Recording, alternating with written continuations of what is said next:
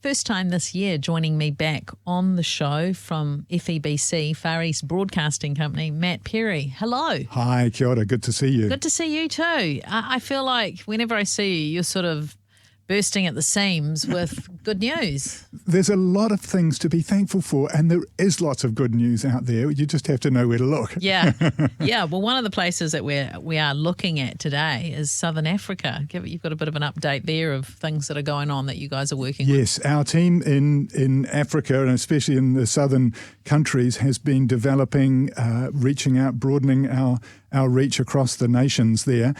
We've been in Malawi and Mozambique for a number of years, and now spreading further north, which of course southern has had Christianity for quite some time, north not so much. So we've had some interesting news especially out of Malawi. Our guys down there have developed listener clubs. And because people gather in villages and they're very communal and they love to sing and dance, and listener clubs, I like that. Yeah, yes, and South African people and anyone who's been to Africa knows the singing and the dancing is a big part of life and community. Yep. And so we've been broadcasting in Yao language. Now the Yao people are a specific people group. There's many millions of them, but since the 15th century they've been Muslim people. And so in recent years, we've been broadcasting in the Yao language, and people more recently have been turning to Jesus. And so our local people there developed listener clubs because not everyone has radios. Okay. Malawi is one of the poorest countries in the world. Right. So real issues with a lot of things, food scarcity among others. And so we partner with other organizations to make sure that people have got radios and something to eat and shelter. So that's another story maybe for another day. But people are listening, gathering around, listening to a radio. So we find a leader in the village, train them with a radio, when to listen, program types, and taking care of their device. And then they will gather people around them. So some of them have 30, 40 or 50 people listening to a radio. Oh, that's gorgeous. And it's a club. And they gather and they sing and dance and learn new songs. How often do you think they do that? They're doing that every week. Yep. And then, of course, some people are listening to other programs during other parts of the day and the week. So many have started turning to Jesus. And every Yao village has at least one mosque. But the people are open. There is an openness. And so we're getting feedback and phone calls. I had a lovely catch up with our regional director the other day, and he shared some stories with me. And people say things like, we love this. We love listening because the guy on the radio is speaking our language. Now, we know that's a key. And so our programming is all local language, local people. And so when it's one thing for someone to turn to Jesus from a Muslim background in Africa, it's another thing when a leader or a village leader or an imam does, and that's happening too. And so people are coming with them. And it's not so, I can say, dire or dangerous as it might be in other parts of the world further north and in the Middle East.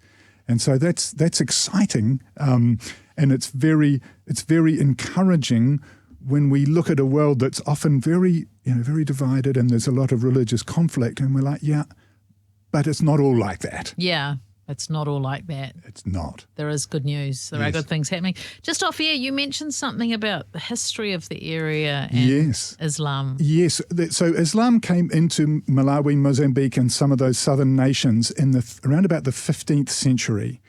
And it came in as Arabs from the Middle East were coming in to take ivory and slaves. Okay. So on the back of the ivory and slave trade of those centuries, of course, Islam came with it. And unfortunately and interestingly, the Yao people partnered with the Muslim slave traders quickly and became Muslim. So they embraced Islam. And you could say from a distance, it wouldn't be unreasonable to suggest that it was a fairly expedient idea. It was about business. They got into the industry. They did very well and made a lot of money. And of course, they became the disliked people group because they were dealing in slavery and ivory. And so that's how Islam came to those nations.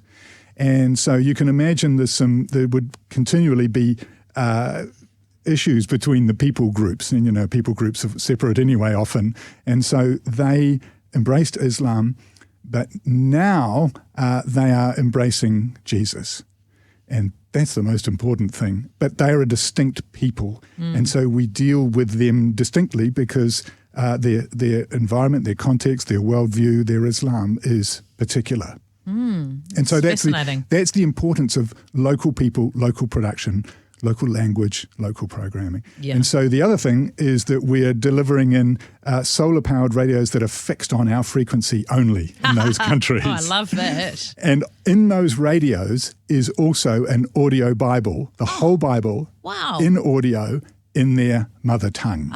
That's outrageous. That's incredible. That's powerful, yes. Outrageous and good. Yeah, outrageously good. Yes. Well, we were in southern Africa, but now we're gonna travel to southern Thailand. Yes. Tell us what's going on there, the work How your about people the are doing. south? Yeah, southern Thailand is so interesting because while we know that Thailand is mostly Buddhist and largely Buddhist, the southern peninsula heading down towards Malaysia and so on and Indonesia is mostly Muslim. So the majority of people in southern Thailand are Thai but are Muslim, and that's not a well-known fact. And so they also have their own dialect that isn't normal Thai. Okay. And so again, we are speaking that language. We have local broadcasters. We've been training them for the last few years. It's something that New Zealand has sponsored, which we're very proud of. And over the last few years, but then especially at Christmas, we poured a lot of energy into special Christmas programming. The cool thing about Thailand that I just learned is that you can talk about Christmas in December only. Okay. What happens the rest of the time, dare I ask? Well, the churches can talk about it, but you can't broadcast about it and you can't go public about it. You can't tell the Christmas story in January to November. Okay. But in December, you can tell the Christmas story, you can visit schools, you can have public events, you can do all sorts of things. Wow. And so ministries like FEBC go hard out in evangelism and outreach and so on in December.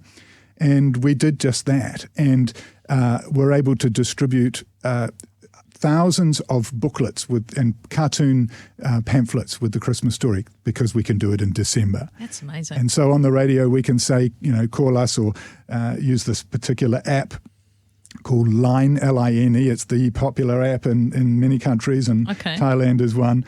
Get in touch with us. So we have contacts, you have a social media connection, and we'll send you a free tract.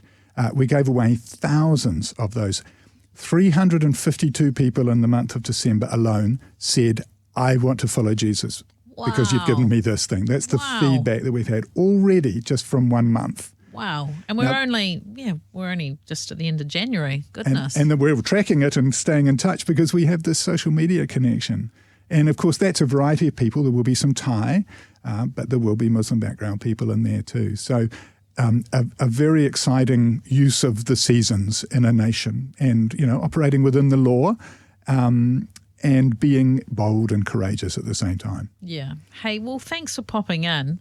It's always a pleasure to catch up with you, Matt. I know the audience enjoys it too. And just the amazing work that FEBC are doing around the world. If you want to find out more about them, head along to their website, febc.nz. Matt Perry, thanks for your time. Hey, thanks for joining us today. Make sure that you like, subscribe, and turn on your notifications so you can catch all our interviews on Star. See you next time.